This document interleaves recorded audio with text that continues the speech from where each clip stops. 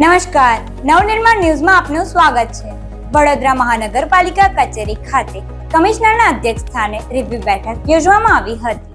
આ બેઠકમાં અધિકારીઓ સાથે પાણીની સમસ્યા અંગે અધિકારીઓ સાથે ચર્ચા વિચારણા કરાઈ. શહેરમાં પાણીની સમસ્યા હળવી કરવા માટે ગેરકાયદેસર કનેક્શન અને ગેરકાયદેસર મોટર્સ પર કડક કાર્યવાહી કરવા આદેશ અપાયો છે.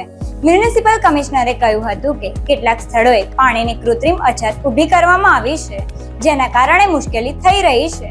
શહેરની પાણીની જાવકને પહોંચી વળવા માટે આ મહિને SSNL માંથી વધુ પાણી મંગાવવા માટેનું આયોજન કરાયું છે. જે રિવ્યુ મીટિંગ મંગળવારે થયું, આ રિવ્યુ મીટિંગમાં આપણે ખાસ કરીને સૌથી પહેલા સવારે પદાધિકારીઓ સાથે પણ જે મીટિંગ કરી હતી, આ સિટીમાં પાણીની સમસ્યાને લઈને કરી હતી. ખાસ કરીને ઈસ્ટ ઝોનમાં 2 વોર્ડ અને નોર્થ ઝોનમાં 1 વોર્ડમાં જે સમસ્યાઓ કરી રહ્યા છે, એક લો પ્રેશરનો અને થોડું ઘણું ઇસ્યુઝમાં કન્ટામિનેશન ઇસ્યુઝ અને પૂરતું પાણી પહોંચાડવાની જવાબદારી જે એ બધાની ઉપર ડિસ્કશન સવારે ચાલ્યું હતું. સાથે સાથે જે ઇલીગલ કનેક્શન્સ અને ઇલીગલ મોટર્સથી લોકો પાણી ચોરી કરી રહ્યા છે, એના ઉપર પણ સતત કાર્યવાહી કરવા માટે આજે ચર્ચા કરવામાં આવી. અને અમુક અમારે એમાં પણ ધ્યાનમાં આવ્યું છે કે બિનજરૂરી લોકો જે એમની પોતાની જવાબદારી છે એ છોડીને કોર્પોરેશનનું ટેન્કર્સ મંગાવવાનું પણ કામગીરી શરૂ કરી છે, એ પણ અમારા ધ્યાનમાં આવી છે. એના ઉપર સતત કાર્યવાહી કરવા માટે કડક કાર્યવાહી કરવા માટે પણ પાણી પુરવઠા ડિપાર્ટમેન્ટની સૂચના આપી છે. અને જે અત્યારે પાણીનું ઘટ છે એમાં 2 વસ્તુ છે, એક નેચરલ પણ છે અને એક આર્ટિફિશિયલી ક્રિએટેડ પણ છે. જે નેચરલ ઘટ છે ને જેન્યુઇન લોકોને પાણી મળવાનું છે, એના માટે અમે SSNL સાથે વાત કરીને પણ વધારાનું પાણી મંગાવવાનું પણ લીધું છે.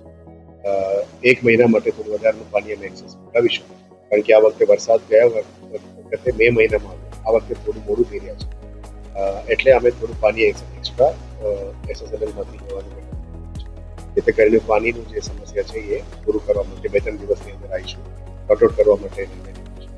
અને જે બિનજરૂરી આર્ટિફિશિયલી જેની જવાબદારી હતી અમુક ફ્લેટ્સમાં, સોસાયટીઝમાં પોતાનું સંપ બનાવવા માટે, એ કર્યા વગર પણ અનનેસેસરી ખોટા ડિમાન્ડથી ટેન્કર્સ મંગાવી રહ્યા છે, એ અમારા ધ્યાનમાં આવે છે. એના ઉપર પણ કાર્યવાહી કરવા માટે અને જે ઇલીગલ કનેક્શનો લીધીને પાણી ચોરી કરી રહ્યા છે, ઇલીગલ મોટર્સ લગાવીને પાણી ખેંચી રહ્યા છે, આ બધા ઉપર કડક કાર્યવાહી કરવાની. સેકન્ડ, જે ડ્રેનેજનું જે પાણીનું ડ્રેનેજના કનેક્શન્સ અને ડ્રેનેજનું લાઇન્સ જે 15 જૂન પહેલા પૂરું કરવાની હતી, એના ઉપર પણ રિવ્યુ કર્યું છે.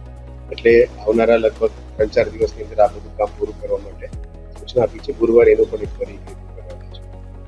રોડ્સમાં પણ પેચવર્કનું કામ અત્યારે જે ચાલી રહ્યા છે, એ બધા પ્રી મોન્સૂન એક્ટિવિટીના સાથે સાથે એને પૂરું કરવા માટે એ નિર્ણય લીધેલા છે. એટલે આવનારા દિવસોમાં આ રોડ, ડ્રેનેજ અને પાણીનું જે ઝોનલ લેવલનું કામ છે એ પણ પૂરું થશે.